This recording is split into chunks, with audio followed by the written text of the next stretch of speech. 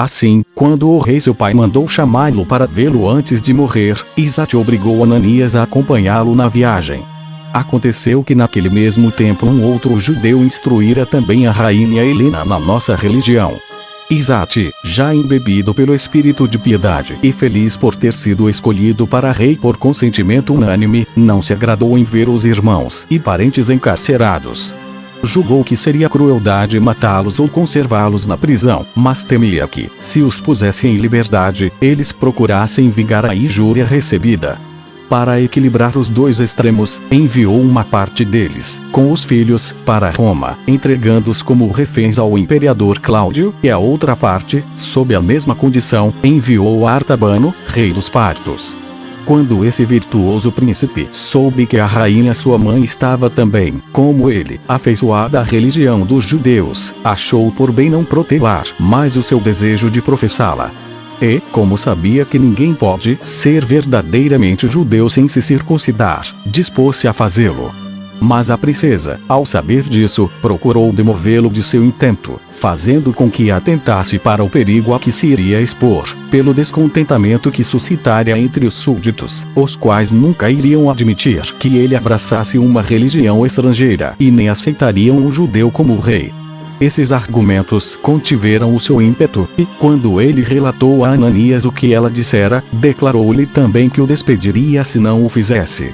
Ananias então quis se afastar, pois temia ser castigado, já que era o orientador do rei naquela questão, acrescentando que não era necessário que ele se circuncidasse para servir a Deus e prestar-lhe o culto que a religião dos judeus obrigava, porque a adoração a Deus era de natureza superior à da circuncisão.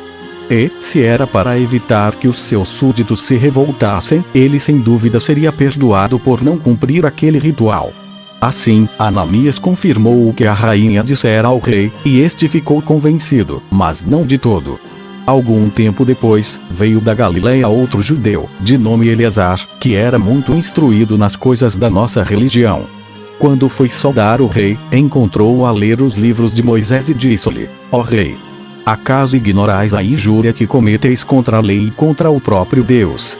Julgais que é suficiente conhecer os seus mandamentos, sem pô-los em prática. Quereis ficar para sempre incircunciso.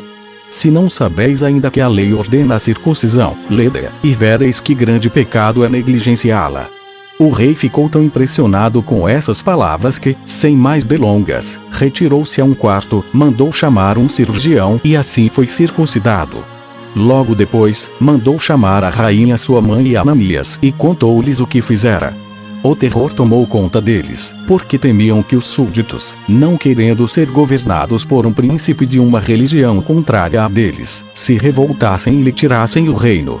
Temiam também por eles mesmos, pois haviam inspirado nele aqueles sentimentos. Mas Deus não somente livrou esse religioso príncipe de todos os perigos de que parecia estar ameaçado, como livrou também os seus filhos no momento em que as coisas pareciam mais desesperadas. Deus mostrou que todos os que põem nele a sua confiança e são piedosos podem esperar dele todas as coisas, como a continuação desta história irá mostrar. A rainha Helena, vendo que por uma providência particular de Deus o seu filho, o rei Isate, governava em profunda paz, e que a sua felicidade era admirada não somente pelos estrangeiros, mas também pelos seus súditos, desejou ir adorar a suprema majestade e oferecer-lhe sacrifícios no mais célebre de todos os templos, construído em sua honra, em Jerusalém. O filho não somente lhe deu alegremente a permissão, como também acompanhou-a durante uma parte do caminho. E ela chegou a Jerusalém com um soberbo séquito e grande quantidade de dinheiro. A sua visita foi muito vantajosa para os habitantes da cidade, porque naquela época a carestia era tão grande que muitos morriam de fome. A rainha, para remediar esse mal, mandou comprar grande quantidade de trigo em Alexandria e figos secos na ilha de Chipre. Distribuiu-os aos pobres e granjeou assim entre os judeus a fama de generosa, como de fato o merecia, depois de tão grande caridade. O rei seu filho foi também generoso, pois, ao saber que a fome continuava, enviou grandes auxílios aos maiorais de Jerusalém, para que fossem entregues em favor dos pobres. Mas deixarei para mais adiante o relato dos benefícios de que nossa cidade é devedora a esse príncipe e à princesa.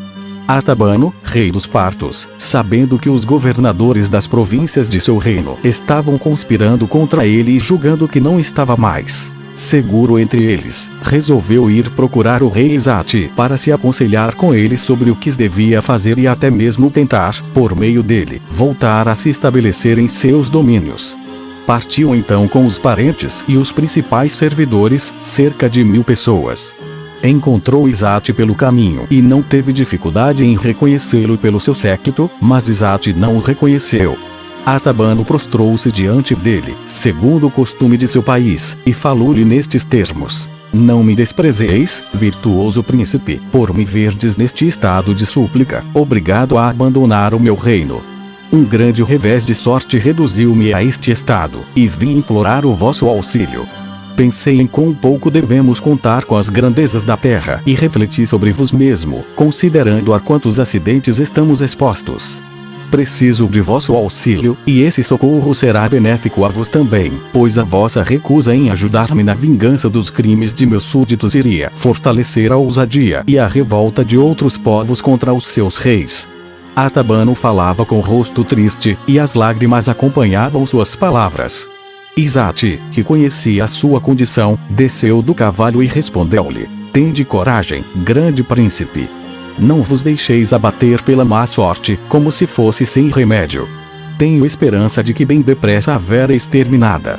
Encontrareis em mim um amigo e aliado, muito mais afeiçoado e fiel do que imaginastes, pois ou vos recolocarei em vosso reino ou vos cederei o mel. Depois que assim falou, fez Artabano subir ao seu cavalo e dispôs-se a segui-lo a pé, para homenagear um rei que ele sabia ser possuidor de maior honra. Artabano, porém, não consentiu. Jurou por toda a sua prosperidade que jamais o permitiria. Por fim, conseguiu convencer Izate a montar novamente e foi caminhando diante dele. Acompanhou-o até o palácio, onde não houve honra que não lhe fosse prestada. O rei Izate dava-lhe sempre o primeiro lugar nas assembleias e nos banquetes, porque não o considerava no estado em que se encontrava então, mas em sua antiga dignidade, e dizia-lhe sabiamente que as mudanças de sorte são comuns a todos os homens. Escreveu em seguida aos maiorais dos partos para exortá-los a voltar à obediência ao seu rei, ao mesmo tempo em que empenhava a sua palavra, com promessa de confirmá-la por juramento, se eles o desejassem, na garantia de que aquele príncipe esqueceria todo o passado.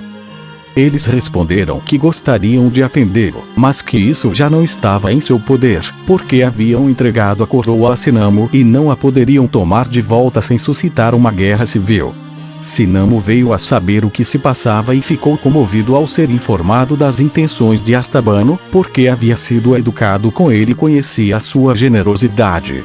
Desse modo, escreveu-lhe dizendo que ele podia, sob a sua palavra, voltar com toda a segurança e que até mesmo estavam pedindo que o fizesse.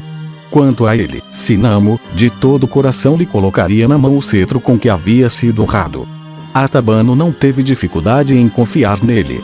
Partiu, e Sinamo veio recebê-lo, o qual, prostrando-se diante dele, saudou como rei e tirou a coroa da cabeça para entregá-la a Artabano, que assim reconquistou o reino, com o auxílio de Izate. As honras que Artabano prestou ao seu ajudador testemunharam a sua gratidão, pois lhe permitiu usar a tiara reta e deitar-se no leito de ouro, o que só pode ser feito pelos reis dos partos, e deu-lhe uma província, chamada Niside, que outrora pertencerá ao rei da Armênia, na qual os macedônios haviam construído uma cidade, chamada Antioquia, que mais tarde veio a chamar-se Migdônia. Artabano morreu pouco depois. Varna, seu filho e sucessor, tentou induzir o rei Izate a se unir a ele para fazer guerra aos romanos, porém não conseguiu persuadi-lo, pois este conhecia muito bem o poder deles para iludir-se com o resultado de tal empresa. E, como Izate havia mandado 5 de seus filhos a Jerusalém para que aprendessem a nossa língua e se instruíssem nos nossos costumes, ao mesmo tempo em que a rainha Helena, sua mãe, fora adorar o verdadeiro Deus, no templo, como dissemos, ele estava mais contido quanto a determinadas alianças. O sábio príncipe fez o que pôde para dissuadir Vardan desse empreendimento, advertindo-o do fabuloso exército dos romanos e de suas temíveis ações na guerra. Em vez de receber bem essas admoestações, todavia, ele se sentiu ofendido e declarou guerra a Izate. No entanto, Deus, que protegia Isate, assegurou-lhe o seu auxílio. Os partos, quando se convenceram de que ele estava resolvido a atacar os romanos, mataram-no e puseram Gotarso, seu irmão, no lugar dele. Algum tempo depois, esse rei também foi morto à traição, e Vologeso, seu irmão, substituiu. Esse príncipe, que tinha 2 irmãos do mesmo pai, deu a Pacoro, o mais velho, o reino da Média e Atiridade, o mais novo, o reino da Armênia. Nesse mesmo tempo, Monobaso, irmão do rei Isate, e seus parentes, vendo que a piedade para com Deus tornava o mais feliz dos príncipes, cogitaram em também abandonar a sua religião e abraçar a dos judeus. Os grandes do país, todavia, vieram a sabê-lo e ficaram muito irados, mas resolveram dissimular, até que se encontrasse uma oportunidade favorável para matá-los. Escreveram a Abia, rei dos árabes, e prometeram-lhe uma grande soma de dinheiro, caso viesse com um grande exército fazer guerra ao seu rei, com a garantia de passarem para o seu lado logo que se iniciasse a batalha, porque estavam resolvidos a castigá-lo pelo desprezo que demonstrara pela religião de seu país. Eles confirmaram a promessa com o juramento e rogaram-lhe insistentemente que se apressasse. O rei árabe veio com um grande exército, e Isate marchou contra ele, mas no momento do combate se viu abandonado pelos seus homens, como se um terror repentino os tivesse levado a fugir. Isate não teve dificuldade em compreender que fora traído pelos grandes. Não se admirou, todavia. Retirou-se para o seu acampamento com os fugitivos, onde, depois de identificar os traidores, os responsáveis por tão vergonhoso acordo com o inimigo, mandou castigá-los como mereciam.